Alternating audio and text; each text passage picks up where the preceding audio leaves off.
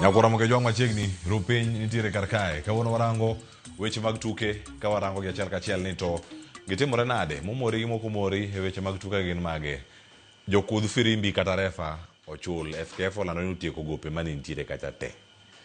Osewach ka ref koko chul maber. Bendo nya kata ringe pap kacha ka en gi teko.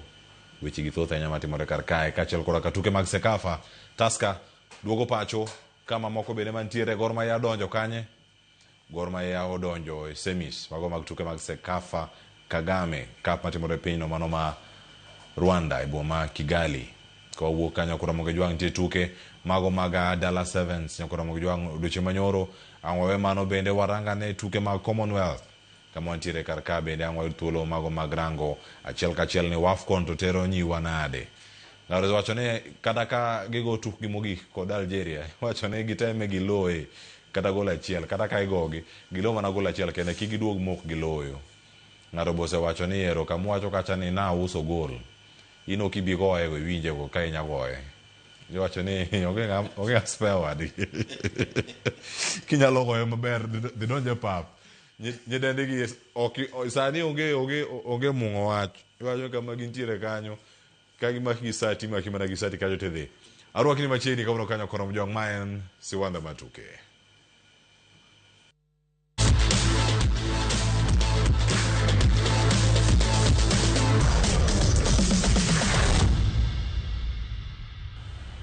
Kaka pile nyakura moga jwang mbaka ne okago kenda mbaka ne agoyo kod jolony weche mag tuke adami gi thuolo mar mondo mi gimoso mapio kinyi makawuono ka warange achiel kachiel ni to ginto gichiew nade kawuono ne yani wuoth to bor ga weekend be bor enare juma mokalo chieng' utiche koko warado kawuono kae an ka kod Willis Odembe TM kachiel koda ka jolony weche mag tuke anda kodi achiel kachiel oyawre kendo machiegni oyawre nya Cleo mokwongo wago ne Nyasaye pero kamano ochako mi waromo mana kaka iwacho no wik ng'eny adier to mana kaka wacho pile ni mama wacho ni ka ok Nyasaye obedo majaga korwa ang'o ma dose timbenwa de satano mwonyo wangili. Mar ariyo arwako nyikwara moga jwang kamoro amora gintiere e twak mar weche tuke to kod jo Assembly Republic kod Kisumu Kaneya kanya wegi obambo kanyo to mogik arwake nitiere janeno wa moro ka iluonge no Ogeda Uda Sumbi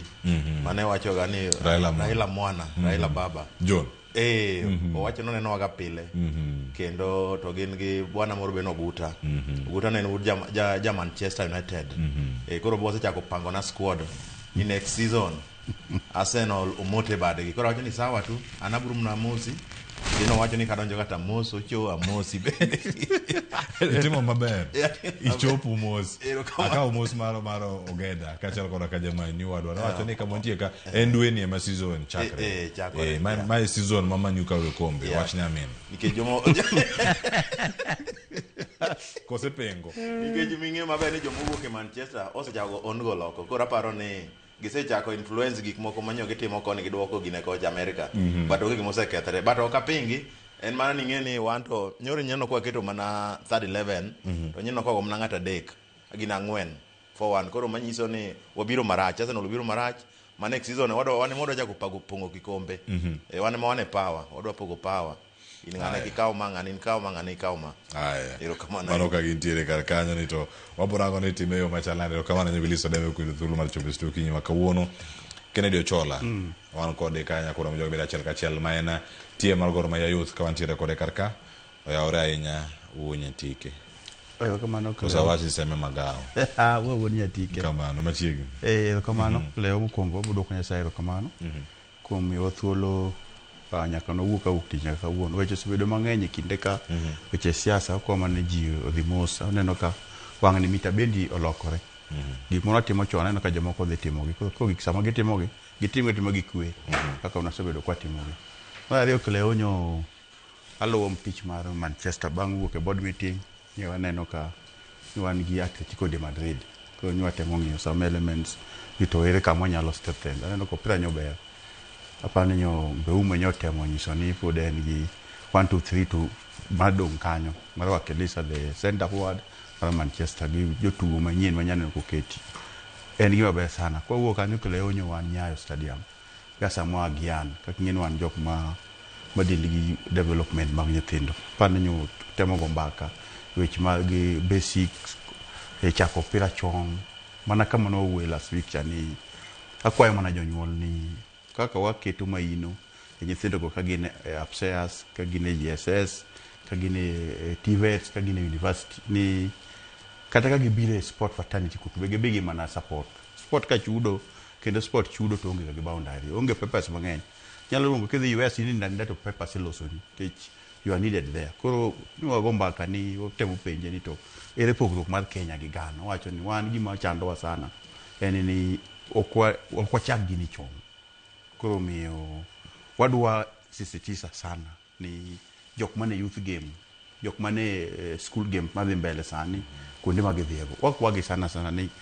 giwe process ubedi mata ng'ato dhi school game to yude gimodwaro weche mag hapa na pale makelo protest ka makelo ang'oka wawere guru odwa ni gimoro kamoro watim maber ka ine position to tim gimo winjire samo winjire mondo koro ka nyathino wuok odhi step kucho mar ng'ama ni next koro kisitiko gi basics koro ne jo sport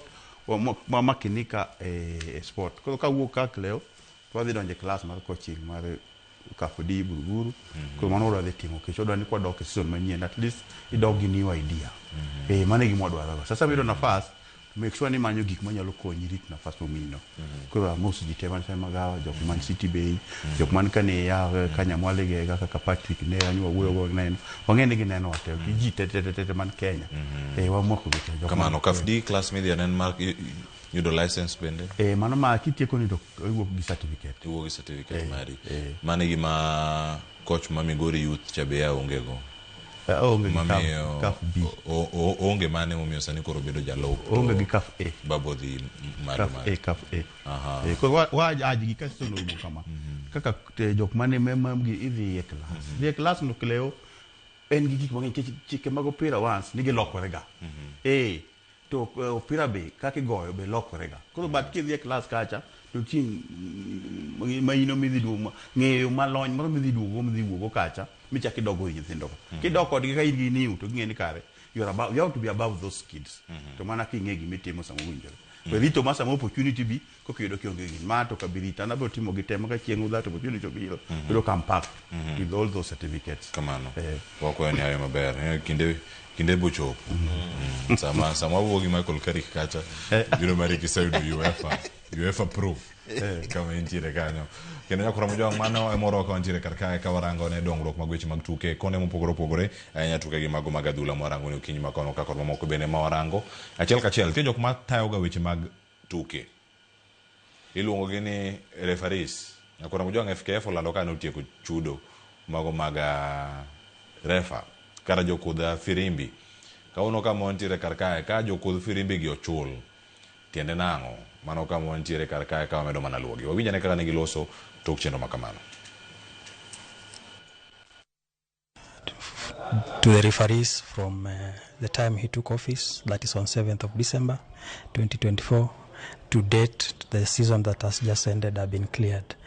It is big because for the first time in a long time, a very long time, the referees will be beginning a season when they are not owed any dues from the previous season. Almost all the administrations have struggled with the referees' payments. The referees, we believe and hope, will give us a professional cover for all our top league matches. And of course, the issue was the pending allowances since the time of the previous regime. Allowances had not been cleared. Our first year in office, we had not cleared the allowance. And it was important we show goodwill as an administration in terms of making sure that the referees play an integral part. We've been paid from season 2024-2025 for all the rounds that were not paid. That was 29 to 34. And also the Federation has cleared the arrears for season 2025-2026, all the pending arrears. And I can say that the feeling is good because we are now happy. At least we can now sort some of the bills that we were owing. Tiende nango ka jokudh firimbi kendo refa ochul ikinde madwarre e chenro mag bero kaka igocho mabiro e kinde mamoko bende miwacho ni tuke jabediga ke uso ng'ene mani twak machielo mabiro godo juma mabiro mago weche mag match fixing jod burus chako losi wiye miwacho ka ni ati koyudi weche mag match fixing fai migoyi en fai makore lach makiparo donji tugo machalo kamano kendo to nyaketi kamoro magalagala refa osebedo katimo tich makare ahinya e pap moko kuomgi osebedo ka iseyo en mosebedo katimo tijgi weche mag chudo ne gope mosebedo ka ntiere ikayo machalane mokwongo Odembe. Erokamano Nyakleo, en gima ber ka ng'ato tiyo to nego bene chule, but anto pod an question mark. Sani wachomo wadhi dwa chako season manyien. To allowance gin makarango. Ing'eni ma gik monego bed wapenjore. Nikech inyalo yudo ka seche moko gigi en the whole season. Allowance anyicho winjo ka giywaga. Pesa ni obedo ga kanye. Magi penjo monego bed wapenjore Kleo nikech ok onego bed ni mor sana no ka kura misi mosiep na neno ka maor ni ginyalo chulo bills ochakre karango season en gi dweche adi Kleo aparo ni magi gik ma watimo gik moko ma wanuoyo mana makosa matimre national team matimre referee watimore kamora mora any system spoke FKF oyudo makare kosama mabago gi nyaka sani Kleo ka FIFA kitambo dhi e World Cup kata jomo dhi e Cup tayari pesa no osedonjo account maka in gimora mora ni dika jaka gimora mora ni ta in koro igo frimbi kokipar ni to nyathi orimbe school idhi kose reflect to in mama ko igocho league no serumo magor sani gocho Rwanda diga nini FC sani go friendly Naikuru gitimo precision maduogo in kore ki ichuli pesa misebedo kitiyo Kleo aparo is very unfair FKF otimego maber moingo magitimo sani kabisa federation otime gini maber mopore kamoko ka kapo ni ng'ato referee ni niniga pesa donjo ne odonja dongi ng'ene gidhi gocho fix osega pangga pesa donjo ne account ini dia ko ose reflect igeno kanyo focus mari bro bedo kara match fixing miwacho gi bro punguka malich lakini de se gik mine no timo gi match fixing pod bro bedo problem erokamano ahinya Ocho inene yo machala nikech kae en ng'ama tayo weche mag tuke gin jogi interact kod levels mopogore opogore ka nitie bedo kata weche mag rango arita mag pap e kind gik mathoth anya matimore kar ka FKF onindo e chenro mane nikech sani kata kirango kaka chulo refa kata e pinje maoko wano ka jatend piny Rwanda treat referees en ok en jakom federation ma Rwanda tingene botende ema kata atan referee ma Somali sani dhiru thuolo mar bedo refa e tuke mag finals mago mag Sekafa Kagame Cup mabenge maber ni Kenya Sayo Hotel to Kogalo nyalo goye mano bang' tuke mag wadhi bedo kwarango mag semis inene machalnade kaka what treat referees mago kata jokudh firimbi okay Kleo ni pod tie gimowinjo tim nikech integrity mar mpira nyaka wakaw to very serious nikech for one mpira dhigo hala and mpira masani it tells a lot ma do en gi interest mang'eny sana and en gima kelo ich wang mokwongo e piny mangima wach mar bedo fan mar mpira no omiyo ok owinjo bed ni wene nafas amacha league mwagoyo kaka regional county league div 1 div 2 wachulo ga ref ok chaki kapoko oyudo pesa ne kaka regional imiyo ref mastercard timiye gi pesa gi koka gichako pira ok ang'en ko biro premier league tango momiyo mono timore nikech wadwaro ng'iyo mpira man gi integrity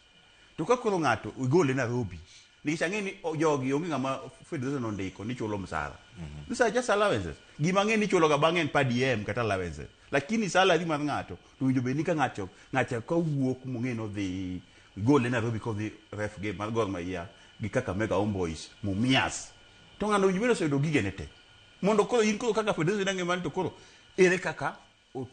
ref opirani integrity mare kore ng'iyo gima mani seche ko record from the source maganda ko wuok ode kako dhi Mumias to se sort kila kitu se sort nyithindo bodhi school nyathi bang en odhi kujo kako en frima kada ko etimango and it should be money nikech mane ka wanyalo konyo gini to ko boni we ng'ani e situation moro miya iyero ng'ani ndalo moko bodan gitimido ka bango pira to oidho ga team moro giduogo go seche ko giduogo ni ing'ini duogo ma gi team mani ng'eni dhine maber koro gigi chairman mar referee Amisi mo would say boy winjo ka wuoyo ka chairman mar referee manyo opira kusebedo gi nafas corporates ng'eny kama kata gibiro mana Ramogi TV ka ginyalo sign go contract machulo gi referee go. It is about business.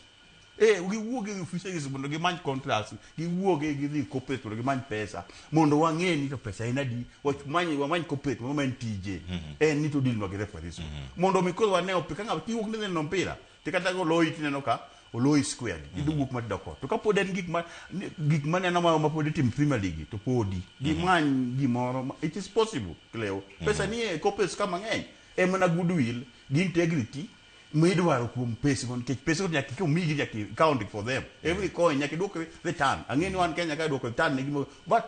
kani kama pinyo segike wadhi corporate mo pesa wadwok ne return kaka gidwaro mondo referee obed gi quality nini officiating mane gima nyalo wacho. To mai lek manuntiere godo kaka nusiro FKF mano donjo manyien ang'o setimre diere kae tich otamogi ang'eyo ni nyaka wachake gi kamoro Cleo. And ang'eyo ni season mar ariyo kaka jok mano donjo power to nyo weche ng'eny tang season kawo ga time wadwa manyo body modwa run wa league wadwa manyo corporate modwa chulo no. But league ok dwa excuse ni sapodi ni podwa nyien ka rangi with weche madhi mbele kon gi koni giwuoyo ga misigini nyaka kon tigi masawa nyaka gitibe gi mupogo onego wacho gimoro yere nikech sami dwaro kom iseng'e ang'o momiyo ki Amerika gini kucha pinje mag wasunge ka kidwaro kom tayari isepango gigi ming'e ni kidonjo kacha iseng'e problem kama referee nitie kama run football nitiere kama national team nigi problem kama mar nyiri nigi problem gimoro amora isebedo kacha onego beni blueprint manigol na okusomo blueprint mar jogi nenore gi onego beni somo ng'ani kochopo ka mesa ne oyudo ga nokete marach do nitie janya ma seto nyaka set iwinjo konyisi ni bwana ibet ka ibet marach duogi bet ka onego beni mano gimi seng'eyo nikech gimi osesomo ineno koro ok onego beni excuse mo chogi no chako ng'eno ni kore ka gichako gi referee en daladi donge season oserumo sane mokuongo we referee no ing'eni kata mana promotion nigi problem ndio weche mane court nini e court ga gin gisegi nega ma ji osewinje to pod joka be ma 2015 cha pok ne gidhi gi loko gin gidwa mana verbal ni wadhi promote adek dhi piny to pok gi golo ma 2015 cha ma gikelo gik mineno ka chando kata gorka ma en nyaka ne gimo 209 constitution ma 209 ochogi ne nodhi okelo moro ma jukwa okoti nyochopo ni eji modwa dhi ni osega chunge kendo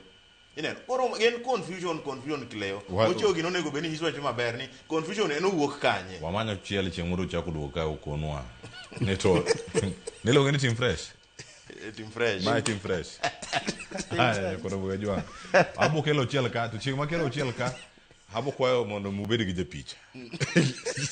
James Opondo mar mondo mi otatwagno chiegno ka en gi ochiel ka kara ka yudo chiel ka poni antiere ka juma manyien to ok abibet abo rango machielo ka adhi manyo weche mag ohala gi mwandu oko akel ohala mag opogore andana wuoge wach mar jokudh firimbi ni tuke mag Sekafa bire yo machalo kamae ntiere duoko ma omoro oganda mopogore ka rango Sekafa mokwongo nitie ji mathoth moloso to kata kapok arango mar Gor Mahia erosedonje semis to nitie gimane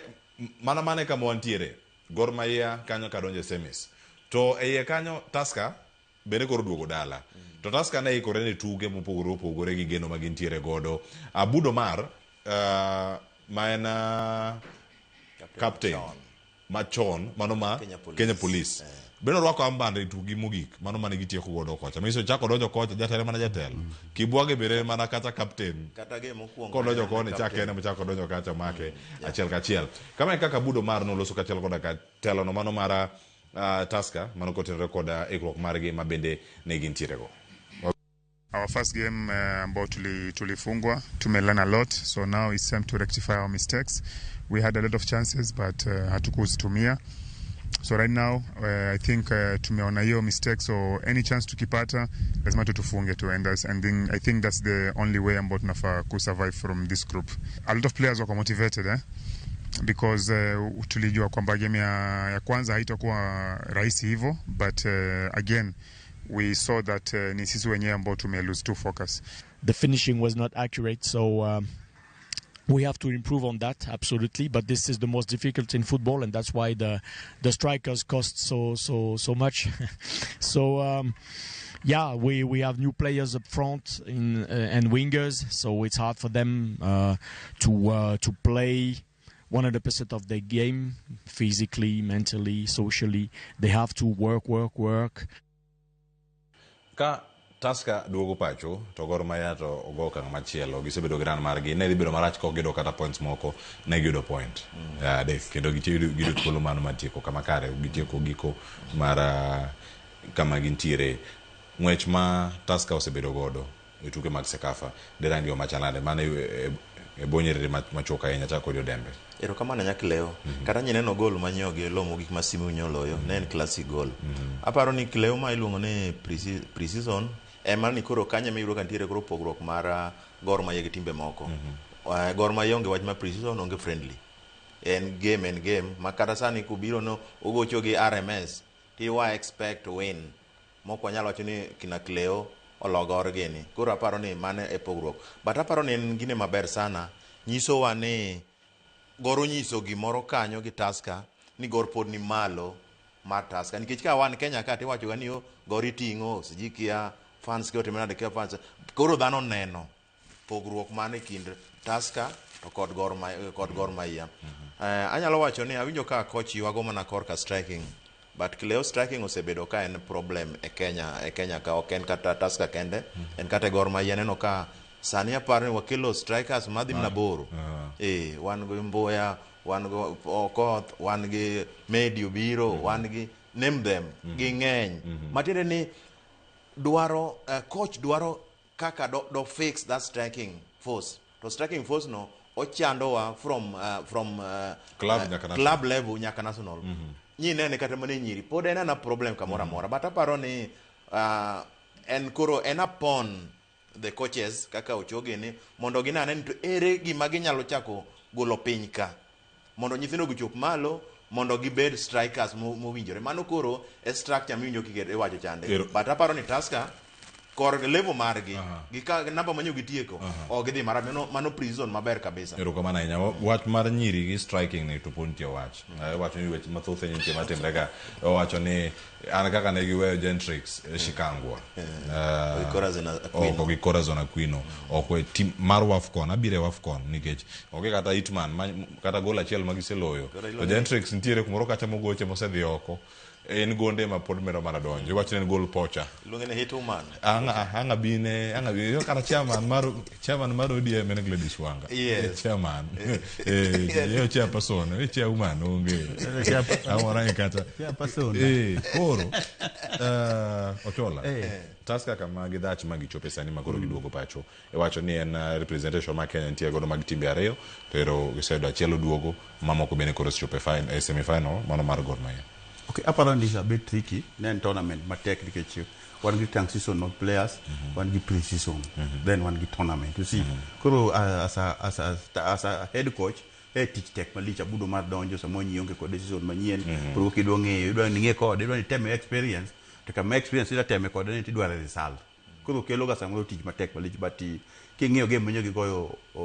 mogi build up. Mana me ko ni mpira inyalo build tu. Kaki medo dhimbele lakini tika makigike ta jinsi medo kidogo maana ka jinsi nyome 1-2 maana ka nyathi nyolo bao maler kabisa hapa ni so kagi kawe from kama nyogi wewe cha to ginyalo dhi maber en man koro kokichako gima kwayo jo wakadugo korwa koni ni Tusker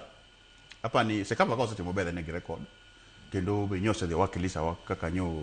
teammate manyo mar Gor to timo maber kama timo maber Kileo aparo ni so far oseti mobe koro oduga kende mondo chako continue with pre-season mondo ngende dwa timo nango kunde mo beef to beef ke striking mana about those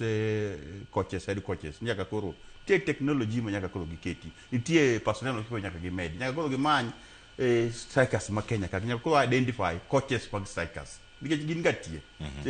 striking as a department they should be have a coach a national level kata club level main tije mana deal gi those bases kwa chako gi piny kama wantieni kwa dhi malo mondo wacha produce gi to kwa keto nigi dwa train gi kaka jitugo moko bedo specific tije level moko gi to ko ngato ngine na striker isa identify chon mise ko ni to kata defender but inyalo bedo striker magi ndi kwa timore then wa yudo ka kocha ko gi basics kage ko kage be lap to gi ngeyo areas kaka gi nyalo timo apan mane kama podoni to kidogo bato so far so good wabro dhi maber. Geno ntiere kanyo kama Gor Mahia Kogalo bende obete kar kanyo kono mogijwang e tukgi kod Vipers ma bende ne otieko kacha kane Vipers noyudo loch margi. Kata kamano Vipers ok otieko namba achiel e group. Iwacho ni en gonde milo chon mabecho, gonde abich mane Kogalo loka. No otugo ne odhi ne gi maber ahinya moketo gi position makoro gintie sani. Iwacho ni kidu thuolo mar loyo gogi agoya maber mano kaka dwarre. Kama Gor Mahia koro sani ochope, mano kama Gor Mahia sani yudo thuolo mano mar sudo mar mondo mi gidonji e semis. Gor Mahia donjo e semis. Tukgi gi Vipers ng'ena ng'wane kacha achiel kachiel kaka gintie kacha kaka ne gigoye. To Odembe omi paro machal nade iseloso kuom gi kacha motelo kata kod signings ma bende ne giyudo. To ang'eni sani wadhi thuolo mar neno kit tugo mane Gor Mahia obedo godo. Kando doko ni kane gin kacha gi Vipers tugo gibedo godo to golo no mana ka ballroom iwacho dakika za lala salama. Erokamano Nyakleo, aparo ni wadhi maber kabisa kendo tournament ni obire time maber nikech omiyo koro coach nyalo gauge players kech wan gi players manyien sani kirango to wan gi players manyien almost the all of the chiegni team te. Koro nitie game manyocha wagoyo mar ariyo Kleo mane ok odhi no maber to ne dhano ne lalamika kabisa kendo gilawo coach kabisa. But aparo ni koro ji chako neno essence momiyo coach no timo gino. To coach pod ilawo nyaka sani. Jo ka coach akanot ne yo wang kabisa. Owacho kata tok gi mogik ni jok machuoya gi toka gin jogo mawuonde ni chiegni kod ahinya club kae ka giwuok bang'a to gigo mana mbaka mopogore opogore ahinya kuom gik matimo, decisions ma aketo kata gigo madwaro mondo mi club osudgo nyime. Kleo en gani adonge kata Yesu nonegi to Yesu nobiro waro ji to nochier kende nodogo chier koro chier no chier kende ochier kende ma ng'ato kuchiere Nyasaye ma koro chiere lakini sama nigoe to ne ji adi kata jo taonde nokwede ji te no nyaka jodala gi nokwede ni manga ma koro dhi adhi kabisa lakini Nyasaye manoore ema nochako duogo chiere kotere koro ng'ama dhi chiero kano koro Gorka problem mandiga Gorka Kleo anyise gimoro achiel an asebete Gorka unyalo bedo officials kama to cho okelo coach to in igo coach ni o kata ni miyo coach wacho ni coach ok wachi kata bloggers miyo ma wacho weche mang'eny ka bloggers kande yudo information from the office nitiere officials mamano te tabia mar Gorka ni Gorka yudo ni ng'ato dwaga no chiem ko ka coach ok okelo ma tineno ka mano kore yudo ka ochobro nyisi kata wan jomo osetiyo kanyo ni yudo ka mondo wawuogi noko wuok e maber no wuok mana official moro donjo to wuok mana ni yo ni jako makama jako regional balancing ni senior kujo tingo jo nini mang'eny otingo jo central mang'eny koni kia nini neno gimoko bilago to timre nyake coaches to nyo tam sana chakre la season nyo bedo mang'eny sana inono ka ja Brazil obiro ogole ja Croatia obiro ogole Zico ogol Zingano ogol koro en gima poti meta paro ni ok en gima ber Kleo wami coach time kata nuon aero Msungu kata kwa wino tanyise gani Msungu is the way to go but coach ni ose prove wa wrong mokao league koro nego benu wami support oko nego benu wabedo Kleo ni wanosika zikani enana coach kawuono en coach ineno gima coach notimo cha sani koro first 11 mwatiyo go manogoyo ineja ang'wene ni oko dine be ni coach wetemo joge ka e game mar ariyo dong'e na di level mar fitness mar joge gi kata ni system modhi keto aparo ni gino nyomiye team omiye maber sana mung'e maber ni kuom ji ang'wen ma Alpha onge Kapen onge Sombe onge Sili onge ineno Frank be 50-50 omiye yo mayot mar manyo ng'eyo jomanyo kata ka ne gi blanda mogo gi 1-0 but nitiere joma ne beyo kunyiso ni koloyi 1-0 to ni joge richo te nitiere kama noneno ka nitiere to nyalo kawo joka to keto koni koro paro ni ma pre-season but ang'eni ma Gor ka senyisi ni Gor onge wach pre-season to onge friendly but aparo ni en tournament maber sana nikech wadhi e Champions League to Champions League nyaka kuongi bede kimanyo first 11 mokwongo game kineno game wa mokwongo coach no chako gi previous squad mineno kogo joka 5 ochako wacho ni kuro second game ni achaka loki to ng'e gimomiyo coach timo kamano coach dwaro ni ya maka nyithinde sani en gi chien wan gi players chiegni 30 kia 32 maka nyithinde to dwani nyithinde ka mondo ng'e maber ni baba ohero nyithindo gi temo kuongo nikech okinya mondo dhi Rwanda gima nyino kotimre World Cup kaja miyudo ka otingolo Kante to kata igoyo kata mana third place kata mana game achiel komiye mago kelo ga bad blood ne players koro yudo kosekele mo wachni olo 1-0 koro each and every player bro feel ni is part of the team kata beno biro moleo erokamano ahinya e kind jotugo molose ka juma mokalo loso ka wacho ni squad cha duong' ahinya wacho ka jotugo oketo oko tie jomoko monego bed ni medo Ochola ne waloso kae kendo noneno ka Brighton gini waneno japiny mawuok South Sudan ma bende wantiere godo Duang togochone Gor Mahia kendo season mokalo goyo maber ahinya namba 10 kirange ne dwaro mar oganda kata johera moro onane squad machielo bende kantiere. Okay, coach no winjo dwaro makamano mokete tim. Apa ni mana kama weche kleo en tang season en pre-season to gi tournament. To gi Gor ka bingeni kata mana opira result be nyaki combine kanyo kwadhi. Ka ng'iyo game mavepa kama nene no lose bawa chiel no. King'iyo defense line mare number 3 kama tinga Anyona to gi Sarif Musa. Ikono ga number 7 kata number 11. Ni ngima ber ni jadier pap mano nya namba paka che mano ngwe nyaku ngi ntisi che man jadier pap to ntisi mek nyako dugo kony namba 3 neno Kanyona was very late Sarif Musa was very late mano miro ka joko yoro nafas ma joko golo cross then marking kuchu jobe kidogo tu ngino pira tu en ka kambala wang to sego ibao koro so far coach se go ber kaka winjo Dembo wacho no kendo setemo ber kendo bisno no kelo coach jobe but one gig mara chiel leo nje jok moko kangi ka gineno gik moko gin gi believe ni kok gin tok en and gin gi believe ni piny ka tisi chemanya ka tel ni to tisi chemanya ki tel to tisi chemanya tel ne ji ni be accept ni ka wuono to atelo ne ji ka wuon to tel na to kisa motel ni tim gik mo winjore mara ka ngato dugo winjo gik miwacho gik mitimo to reflect gik mo winjo be bed ni kuno to wan koda keto ni wan oda pingo gik moko seche te to wan na gi pingo ma negative moko ne ber mangato timo kata chiel ko ne ka waketo pressure in coach pressure man necessary gimo sekretare onge tournament en ga ni en games adek a group stage gimi timo mokwongo en mecha kocho timo bo ngata beach make sure ni e points au chiko gi ka wa uchiel karani kata birio ti advance kama isetimo then ngato dwaro no ango ngato dwaro to dala wa ayie kendo wacho pele joluo wan nuchwewa ni watetiene wan activist wan kata development ok understand wan kata gima ngato timo mokan bok understand wan tijo en pingo makate pinge nango unjo bed ni samoro duto our senses wacho na bana coach no biro karango to nyaka ubika osetima ngongango ika then compare rach gi berne then yude kata bera chiel moro be make kuomi mondo we ngato ti macha is a professional coach ngamogo and that man nigi kichele mo nyalo bolu team no modhi you can do that niki onge tich matek ka tich coaching no magi jagete pressure mari individual idhi ka pressure mari my individual ayi man nyaka wapingi but wapingi with decorum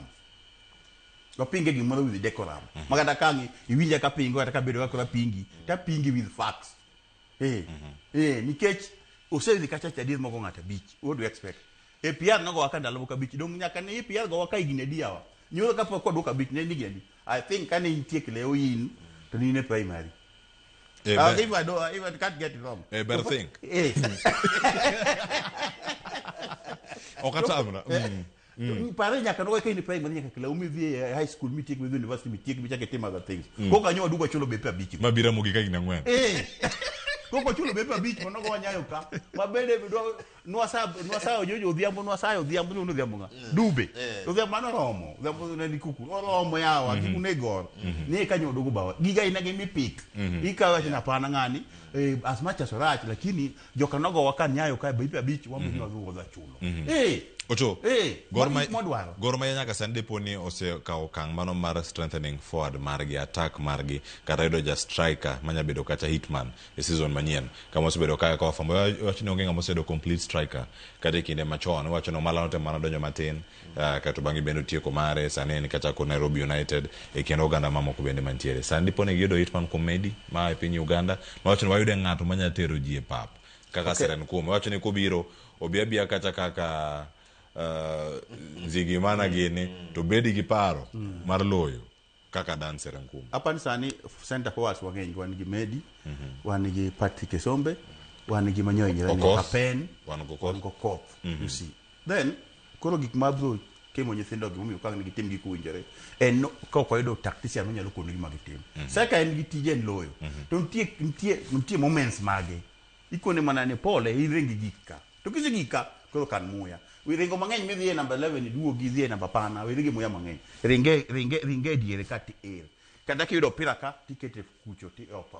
Tije na loyo. Kwa keto gi dongi moko wanyala identify ne roles magi gi moments magi wakone maber. Koro bobe da mapek. But ko kone gi munjo tim to gi plus gi mokone plus man Nyasaye nyuole go chak leo to biwobo yudo. Kech obo keto ni nitie mago chako gi mane bench. Koro mane bencha kigole tikone na pana. Ngane gima kama otimo. Koro idhi kuchocho gi kaka ikone. To still kwa support maber waduoko kama ne fans ma pod ni kono mano dhi gi tim nyaka sani pod ni kono. Kendo gitimo tich maber kaponi aneno ka gin kata gi business the same. Gi jowa ma pod pango dhi. Jodala wa gini en marwa. Ne wan gik mukariyo. Ne wan gi Odinga to gi club ni jodala wa. Kada kwa gwere to gwere mana gi dekora mondo mi ngama wendo monyo kel monyo miyo tich ni. Ogolwa kamoro kich kama chikoni. Odong mana one more step. One final. Nyokora ngujongo final loko chopo wabo bedo karka chieng' tich mar mondo moko ni kani to ochal nade Gor Mahia dhi bedo ka gocho kiny mano ka gintiere e thuolo mano mar goyo semi-finals ka ing'ata kod Al Hilal mano ma piny Sudan. Kendo mano mar geno ni to odhi bedo kochomo kanyo mago Sekafa Kagame Cup 2026 modhi bedo karka ka warango ikindo wakelni ka achiel en sapar ma midhiambo odiochieng' makiny kama intie kanyo tibed gi thuolo marange ka dongi thuolo matin e dakika 10 kanyo kora mojwang' maya da mana koni ni duoko ne owuok kendo duoko ne ntiere ok wadhi mule matut ada mana mondo mwarange Kabras okao okombe no mano ma Dala Sevens kora mojwang' wantiere ka Dala Sevens ka wayude Kabras koyudo loch machalo kamano nyakwara mojwang' ketogi kamoro ma johera mag tuke mago mag agoko osebedo kacha karango ahinya tuke gi oywayo johera mag rugby mathoth ahinya mantiere e piny Kenya mangima kendo oganda wano chopo karkacha iwacho ni en kinde machielo mwaneno ka pap no mano ma Jomo Kenyatta Mambo leo noyudo thuolo mar rwako welo mathoth ahinya ibedo kilo tuke mag Kabras kata mar rugby Dala Sevens edition 0 ne chopo kacha kendo oganda ne chopo karomgi otimre kamano Cleo awinjo ka ndalo moko jakom mano senindo baba ne wacho ni magi gin ng'eny tuke migoyo gi jomusomo to joma watch gi be gi jomusomo kore mo miyudo ka en kinene tineno ka iwacho ni maragoko to yudo mondo yud lweny ok yot but sherehe man kanyo ni malo moloyo marwa masoka nikech to be ng'ama nyalo mayi gima in godo onge matiende ni en ok obed watch gi hooligans kora paro ni Cleo ma edition osebedo kotimorega to Kabras niga malo Kabras yuarega KCB but always Kabras niga malo paro ni en mana about structure niwiji wacho no ero kikete maber Cleo rugby ni mae tugo ma jatende ka nigi pressure to darga makata sani aparo ni gin mana gi jakom mano donjo ma election po gitimo kata ndalo moko mane nani nitiere bwana moro kanyo nitiere mane gine pressure kende no miyo wuok koro iwinjo kiwacho ni en otelne gi jok mariek igoye gi jok mariek tinene gi jok mariek Ubero analyze aka wan joma sano analyze wan joma rieko koro en gige dhi mana gi rieko emono ka fujo tinie yes gite kuma thoth mantiere giketo power beyond rieko what's behind the ball jo ni power behind techniques giketo power kamano iwacho ni kama gintie ka Kabras Sugar koka othuolo ma achiel tarik achiel nyaka tarik ariyo mano kama gintie points 20 kod ariyo Menengai Oilers apar kod 9 kaito bang'e Mwamba RFC nitie Kenya Harlequin motiko kata thuolo mar 4 nitiere Kisumu RFC ne otie kata namba 10 kod 2 mano gi points abich. Nakuru RFC, Impala RFC duto notiyo kacha 13 kod 14. Embu RFC bende nitiere kar kacha. MSC Rugby bende otiyo kacha gi point achiel kende namba 10 kod 9. Zitek Oaks namba 10, Daystar Falcons 10. Mano kamane gintiere kar kacha. Mano toka Dallas Sevens rumo weekend. Mano mirango kacha achiel kachiel ni to oganda mathoth ahinya kamane gibet ka girange inene eyo machal nade. Nitiere Division 1 mano main cup final mabende no bakacha. Mano kanerange kacha ni ero odhi chalo nade e kinda Kabras kod Menengai Oilers mabende Kabras nayudo thuolo mar loch makamano. Ocho awinja ne pachiko tendo go tuki magago ko ka ene bedo ka gi weekend malach anya bende kelo. Okay, aparo ni kelo aparo ni gigi te pan gi sport ka duong to jok ma talented of that area ido ka wamiyo gi thuolo with my access and rugby ni apan magi tuge mositero Kenya momiyo kata national ma wose wer nyaka World Cup and gisetimo maber ki Collins Njera gi ni gisetemo koro miya koni gigi te kopo ni wakite nyithindo koni gi koni kendo ka kendo moko nyalo dhi mbele kapod moro pod otamo koni koro en gima ber kendo kiwinjo kata kiwinjo kiluongo corporates matine jok ma union man kanyo ung'eyo ni gini goes with the corporate and nikech gini sport ni eno ala seche mineno kineno banners go te mane bak jogo giwen keto gigo no joket mwandu gi keto kod gi machiegni to yudo ka nyathini kata kutieko pira kicho pira ni nene en odwaro tich odwaro nutrition maginene maber odwaro training maber odwaro gik mang'eny mondo miango perform koro miyo gigi te odwaro ni jo mpich wakoni komwantieni oiga odhi kope gik mitimo koni gi mondo samigo mpira to kada go ket bana opong gi joket mwandu to pesa go akaw to trickle down ni jok matimo gigo enyewe erokamano kanya ka wamanye bana mopogore ken muga ken winjo ibire jaket mwandu bio jengene kele rubana su toke mabiro kendo mabiro na ka Pochki Park ne Kabras ko miudo Dallas Sevens mano tuke ma finals go no lo kacho dicheno manyoro nyakora mojongo dani ka wuo kae mana Pochki Park bene ne jotugo mopogore disciplines mopogore mag ng'we kachiel kod ka tuke mamoko nikech sani yudo ja Kenya mokwongo mamiyo yude medila e wito sadha wayo kata ni mano ma en javelin mano kama ne gintiere kacha weche mopogore mano tugo ma javelin mano tuke mano bage Commonwealth Games e Commonwealth gi nyakora moge jwang mano kama ne ntiere ng'we mopogore kendo kanyo ne wayudo gi achiel kachiel mano ka otenore koda tuke gi mago mag Commonwealth ni mar en picha no mar Super Sport kanyo kwa dhiru thuolo manene te kata kamano iseng'eyo picha montiere go kanyo mwarange achiel kachiel. Kenya otieko thuolo mar 12 medal 3 mano mar gold 4 mar silver 5 mano mar bronze kendo en mor ma piny Kenya yudo kata kamano bedo tuke matek ahinya omanyala notieko okotieko kata namba 11 ntiere oganda mathoth ahinya ma penjre kar kani to gidhi bedo gi chance mane mano kama gintiere kar kani. Nitie jong'wech moko mane oyudo midila Odera no oyudo midila mar silver podi mano Nyamigori koro Ochola gini waneno gi mopogore agin mor gilo ahinya mantiere kar kanyo ang'eni en thuolo machielo kendo maboyudo mago mag rago tuke gi mago mag Commonwealth. Kada na wuok e Commonwealth kae nikech kama dani Ochola kod Odembe omakna ka watieko sani wacho mogik mag nyidendi mano matimore Morocco. Wadana wadhi ane WAFCON e WAFCON kae mantiere tuke mago ma okelo kanyakla pinje ma tiere Afrika kendo jo Kenya nyidendi ntiere kacha mago Harambee Starlets nyaka sani pogiro duoko moro mane giwacho ni mae duoko mane oda bede esiwanda matuke ka unoka wapejre ni kodhne gonye dendi kure Gentrix Shikangwa olal kanye ng'ato wacho ni mae ituman mane nyalo manyo ne goal pocha onge jo wacho ni Odemba osebedo kata gi paro mopogore tainya winjruok gi jotugo kelo gik moro achiel decision mar coach ng'ato nyawacho ni ok nyabedo question ene mongi momiyo kelo jok mage camp ne jok moko bene oweyo oko kata kamano Morocco no diemo Kenya wuok tich tok kan wase twak 4 gol machielo ben chak giduogo giwito gonde gi Senegal bende gilware lwetgi sani girito tugo mar adek kod Algeria geno mane mantie mbele ka karango ka Harambee Starlets benenti ero kamanya ahinya Cleo aparo ni game no wawito game ni kai kan wadhi andara ka nyithindo wan odhi andara ka demonstrate aparo ni en gima ok en gima ber. Game no asewito nikech winyo mana kowacho ga pile ka gocho ni game en ga dressing room. Maja chal dressing room. Koro no adhi kacha pa formality. Ni no se pangnwa ni nyaka wadhi. But kineno to kata kidhi kata ka nyithindo go the France. Mpangilio maber kata to ginene friendly magigo maber mochomo kuronge. Koro aparo ni next time federation wakete uru mpangilio maber. Wach moro ni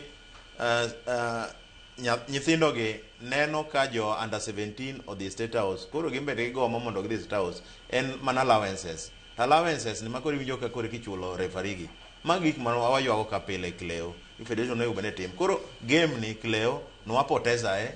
kana demonstrate. Koro kwa dhi nini wadhi tournament. Pod wan gi chance matin. Nikech kwa loyo Algeria kata mana dek.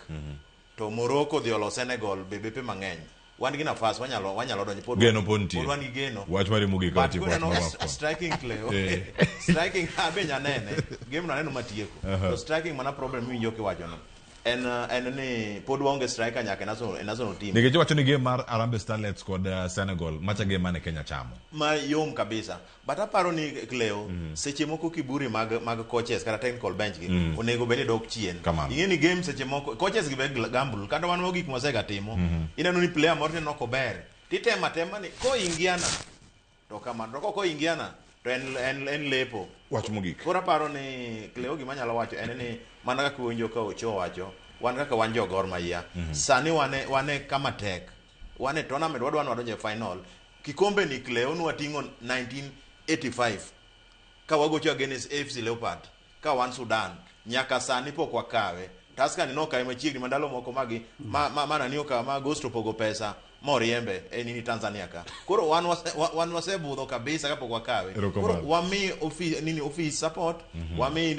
technical support bench support wami player support kwasekawo kikombe no kore kuwa bitwa wachne coach ni kagi to nokote maber but ogonego beni jitebe penjo coach nikech coach osomo gi jago chokoro dhi somo e class kende ni koro kango osebiro ka kini jake penje moko mang'eny to en osomo kende adhi penje obuduko ka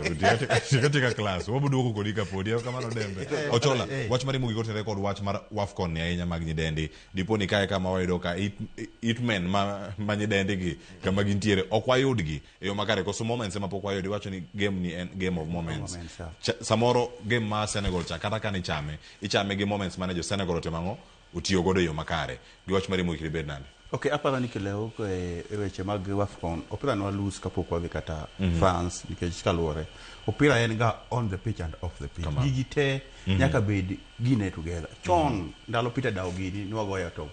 passion lakini sani wagoya to nini support mimio nyithindo to numeration ma nyithindo allowances bonuses nyaka tel mbele nyithindo nyithindo ginyozi kuyuko se lose hope se nyira gizenda lacha nyogi sache gine kata ka wacha ndege no kegili nyogi se give up tingenya sima nyako no ntika moka yie kose wa mundi chake duo kode micha ke duoge kama no wuoke cha kaoga time transition no emene ko timowa gima chaka wacho Cleo ni a team gima chaka ng'e machiegni turu pelka onga ma important team ka team manager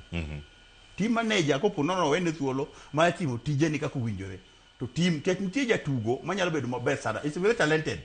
lakini off the pitch en seche teno eno ole one training seche te ka jidhigo game jirado sa ng'wen obisa beach ko kido team manager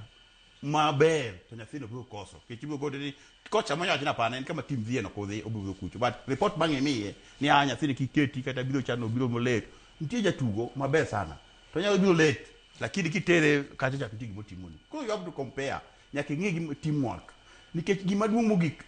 technical bench no gimo rite en playing unit Marco playing unit nigi gap kata laps tiyonge kama idhiye kaka technical bench koro miyo nyakwa ng'e ni maybe awinji kipenjo players moko ni to dak dhi nyakwa ng'e anyani nyathino ni omiyo kocha na gol Islanders kamano kocheko nyathino king'iye off the pitch or you cannot manage him lakini nyewa manage mogo games double mogo top scorer iwinja it depend kaka training obiro late game but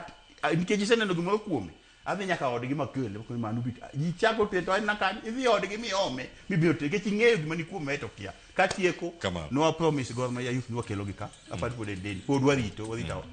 wacho office wawatswa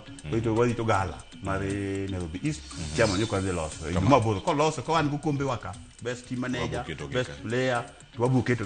wako gika ni kai mess Erokamano to gibiro biro erokamano okoni ayo maber bende ka chieno chopo robo ero koduka kachiel ka juma manyenya sayo yeno abo bedo karka mar tayo chenro mar Siwandha Matuke kendo ko gibedo kodaka abo bedo kai utwago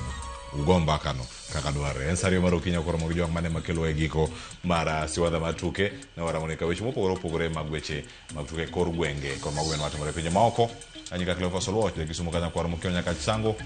Riti Masana duogo kae twak mar mbako romo e chal mar Kenya ka warango bende midhiero mag jopuonja dhi bedo kae kod ja tend Kupet mano akelo Misori mar mago mok nyal geng kona kani Collins oyuok dhi chopo kata kamano wagere mana karka achiel kachiel awele VOJ kaka wanene ket mar Ramogi TV